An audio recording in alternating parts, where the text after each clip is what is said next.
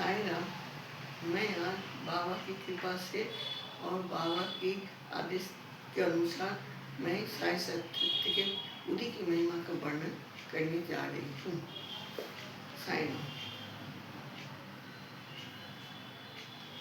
उदी की महिमा भाग 1। बिच्छू का डंक, प्लेग की गांठ, राम जामनेर का चमत्कार, नारायण राव, वाला हुआ सुतार, अप्पा साहेब कुलकर्णी, हरिभाव करने। पूर्व अध्याय में गुरु की मेहनता का दर्शन कराया गया है।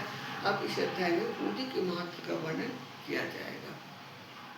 आओ पहले हम संतों के चरणों में प्रणाम करें, जिनकी कृपा दृष्टि मात्र से ही समस्त पाप समूह वश होकर हमारे आचरण के दोष नष्ट हो जाएंगे। उनसे वार्तालाप करना हमारे लिए शिक्षाप्रद और अति आनंदमय है। वे अपने मन में यो मेरा वो तुम्हारा ऐसा कोई भेद नहीं रखते।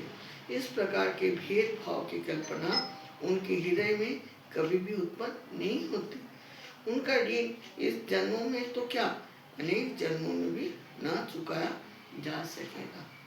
उदी मतलब विभूति। यह सर्वविदित है कि बाबा सबसे दक्षिणा लिया करते थे तथा उस धन राशि में से दान करने के पश्चात जो कुछ विशेष बचता उससे वे ईंधन मोल लेकर सदैव धूनी प्रज्वलित रखते थे। इसी धूनी की वश्य उदी कहलाती है। भक्तों के सीढ़ी से प्रस्थान करते समय जो वश्य मुक्त हस्त से उन सभी को वितरित कर दी जाती थी। इस उदी से बाबा हमें क्या शिक्षा देते हैं?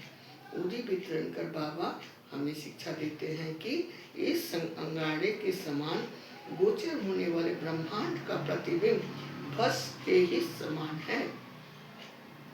हमारा तन भी ईंधन सदृश है, अर्थात पंचभूतादि के निमित्त है, जो कि संसारी भोगादि के उपरांत विनाश को प्राप्त होकर भस्म के रूप में परिणत हो जाएगा।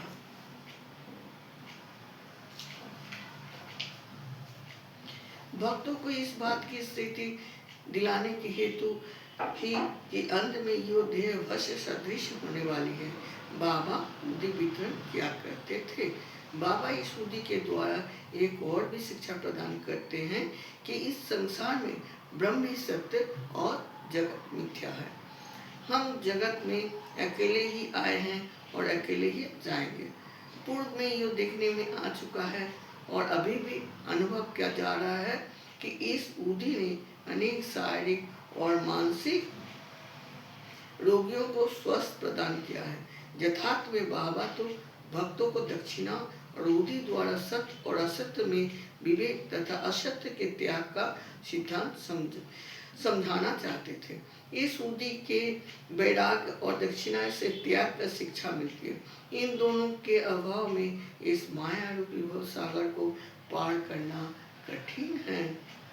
इसलिए बाबा दूसरे के भोग स्वयं भोग कर दक्षिणा स्वीकार कर लिया करते थे। जब भक्तगण विदा लेते तब वे प्रसाद के रूप में उदी देकर और कुछ उनके मस्तक पर लगाकर अपना व्रत हस्त उनके मस्तक पर रखते थे। जब बाबा प्रसन्नचित्त होते तब वे प्रेम पूर्वक गीत गाया करते थे। ऐसा ही एक भजन उदी के संबंध में भी है। भजन के बोल हैं, रमते राम आओ जी उदी की गुनिया लाओ जी। बाबा यो सूत और मधुर स्वर में गाते थे। यह सब तो उदी के आध्यात्मिक प्रभाव के संबंध में हुआ, परंतु उसमें भौतिक प्रभाव भी था, जिससे भक्तों को स्वास्थ्य, समृद्धि, चिंता मुक्ति एवं अनेक सांसारिक लाभ प्राप्त हुए। इसलिए उदी हमें आध्यात्मिक और शारीरिक लाभ पहुंचाती है। अब हम उदी की कथाएं पढ़ना करते हैं। बिच्छू का डंक। नासिक के श्री नारायण मोतीराम जानी बाबा के परम भक्त थे। वे बाबा के अन्य भक्त रामचंद्र वामन मोडक के अधीन काम करते थे। एक बार वे अपनी माता के साथ शेटी गए तथा बाबा के दर्शन का लाभ उठाया। तब बाबा ने उनकी माँ से कहा कि अब तुम्हारे पुत्र को नौकरी छोड़कर स्वतंत्र व्यवसाय करना दिनों में बाबा के वचन सत्य निकले। नारायण जानी ने नौकरी छोड़कर एक कुहाड़ गृह आनंदाश्रम चलाना प्रारंभ कर दिया, जो अच्छी तरह चलने लगा। एक बार नारायण दाव के एक मित्र को बिच्छू ने काट लिया, जिससे उसे असहनीय पीड़ा होने लगी। ऐसे प्रसंग में ऊदी तो रामबाण प्रसिद्ध ही है। काटने के स्थान पर केवल उसे लगाई तो देना है। नारायण ने ऊदी खोजी, परंतु कहीं न मिल सकी। उन्होंने बाबा के चित्र के सम्मुख खड़े होकर उनसे सहायता की प्रार्थना की और उनका नाम लेते हुए उनके चित्र से सम्मुख जलती हुई अगरबत्ती में से एक चुटकी भस्म बाबा की ऊदी मानकर बिच्छू के डंक मारने के स्थान पर लेप कर दिया। वहां से उनके हाथ हटाते ही पीड़ा तुरंत मिट गए और दोनों अति प्रसन्न होकर चले गए। साईं राम। प्लेग के गाने। एक समय एक भक्त बांद्रा में था।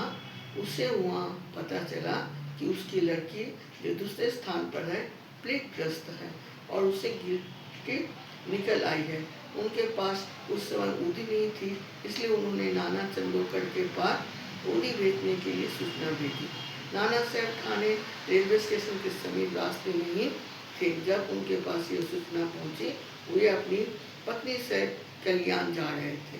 उनके पास भी उस समय ऊदी नहीं थी, इसलिए उन्होंने सड़क पर से कुछ दूर उठाए और श्री साईं बाबा का ध्यान कर उनसे सहायता की प्रार्थना की तथा उस धूल को अपनी पत्नी के मस्तक पर लगा दिया।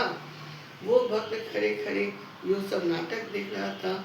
जब वो घर लौटा तो उसे जानकर अति हर्ष हुआ कि जिस समय से नाना साहब ने ठाणे रेलवे स्टेशन के पास बाबा से सहायता करने की प्रार्थना की, तभी से उनकी लड़की की स्थिति में पर्याप्त सुधार हो चला था, जो गत 3 दिनों से पीड़ित था। साईं राम। जामनेर का विलक्षण चमत्कार। सन 1904-5 में नाना साहब चंदोकर खानदेश जिले के जामनेर में मालदार थे। जामनेर सिटी से लगभग 100 मील से भी अधिक दूरी पर है। उसकी पुत्री मैना तय गर्भावस्था में थी और प्रसव काल समीप आ ही था। उसकी स्थिति अति गंभीर थी। 2-3 दिनों से उसे प्रसव वेदना हो रही थी। नाना साहब ने सभी संभव प्रयत्न किए, परंतु वे सब व्यर्थ ही सिद्ध हुए। तब उन्होंने बाबा का ध्यान किया और उनसे सहायता की प्रार्थना की। उस समय सिटी में एक रामगीर बुआ, जिन्हें बाबूगीर बुआ के नाम से पुकारते थे, अपने घर खानदेश का लौट रहे थे। बाबा ने उन्हें अपने समीप बुलाकर कहा कि तुम घर लौटते समय थोड़ी देर के लिए जामनेर में उतरकर ऊदी और आरती श्री नाना साहब को दे देना। रामगीर बुआ बोले कि मेरे पास केवल 2 ही रुपये हैं, जो कठिनाई से जलगांव तक के लिए किराए को ही पर्याप्त होंगे। फिर ऐसी स्थिति में जलगांव से 30 मील दूर और आगे जाना मेरे लिए कैसे संभव होगा। बाबा ने उत्तर दिया कि चिंता की कोई बात नहीं, तुम्हारी पास व्यवस्था हो जाएगी। तब बाबा ने श्यामा से माधव अटकर द्वारा रचित प्रसिद्ध आरती की प्रतिलिपि कराई और उसी के साथ नाना साहब के पास भेज दी। बाबा के वचनों पर विश्वास कर रामगीर बुआ ने सीढ़ी से प्रस्थान कर दिया और 2:45 बजे रात्रि को जलगांव पहुंचे। इस समय उनके पास केवल 2 आने ही शेष थे, जिससे वे बड़ी दुविधा में थे। इतने में ही एक आवाज उनके कानों में पड़ी कि सिटी से आए हुए बाबू की बुआ कौन है। उन्होंने आगे बढ़कर बताया कि मैं सिटी से आ रहा हूँ और मेरा ही नाम बाबू की बुआ है। उस चपरासी ने, जो कि अपने आप को नाना साहब चंदोकर द्वारा भेजा हुआ पतला रहा था, उन्हें बाहर लाकर एक शानदार तांगी में बिठाया, जिसमें 2 सुंदर घोड़ी जुटी हुई थे। अब वे दोनों रवाना हो गए। टांगा रोककर घोड़ों को पानी पिलाया। इसी बीच चपरासी ने रामगीर बुआ से थोड़ा सा नाश्ता करने को कहा। उसकी दाढ़ी मूछे तथा वेशभूषा से उसे मुसलमान समझकर उन्होंने जलपान करना अस्वीकार कर दिया। तब उस चपरासी ने कहा कि मैं गढ़वाल का क्षत्रिय वंशी हिंदू हूँ। यो सब नाश्ता नाना साहब ने आपके लिए ही भेजा है तथा उसमें आपको कोई आपत्ति और संदेह नहीं करना चाहिए। तब ये दोनों जलपान कर पूर्ण रवाना हुए और सूर्योदय काल में सामने पहुंच गए। राम के बुआ लघु शंका को गए और थोड़ी देर में जब वे लौट कर आए तो क्या देखते हैं कि वहाँ न तो तांगा था और ना तांगे वाला और ना ही तांगे के घोड़े। उनके मुंह से एक शब्द भी ना निकल रहा था। वे सभी भी कचहरी में पूछताछ करने गए और वहाँ उन्हें पता चला कि इस समय मामलतदार घर पर ही हैं। वे नाना साहब के घर गए और उन्हें बताया कि मैं शिरडी से बाबा की आरती और उदी लेकर आ रहा हूँ। उस समय मैनाताई की स्थिति बहुत ही गंभीर थी और सभी को उसके लिए बड़ी चिंता थी। नाना साहब ने अपनी पत्नी को बुलाकर उदी के जल में मिलाकर अपनी लड़की को पिला देने और आरती करने को कहा। उन्होंने सोचा कि बाबा की सहायता बड़ी सामयिक है। थोड़ी देर में इस समाचार प्राप्त हुआ कि प्रसवपूर्वक होकर समस्त पीड़ा दूर हो गई है। जब रामगिर बुआ ने नाना साहब को चपरासी तांगा का तथा जलपन आदि रेलवे स्टेशन पर भेजने के लिए धन्यवाद दिया तो नाना साहब को यूँ सुनकर बहुत आश्चर्य हुआ और वे कहने लगे कि मैंने तो कोई तांगा न चपरासी ही भेजा था और न ही मुझे सीधी से आपके पधारने की कोई पूर्व सूचना की थी।